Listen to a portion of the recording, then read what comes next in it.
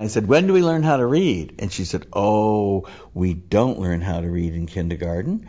We learn how to read next year in first grade. I said, fine, I'll be back next year. And I turned on my heels, walked right out of the door, opened the big door, went down the stairs, and walked all the way home. And when I got home, no one was there. My father, of course, was at work. He was a barber, so he was at the barber shop. My mother was free for the first time in 8 years to go shopping by herself. So she was downtown shopping. The school called home. They couldn't find me. There was an uproar. Of course, they called the barber shop. My father found my mother. They came racing home.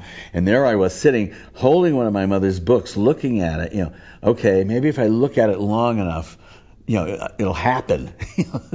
My mother was wonderful. My father said, you deal with this one.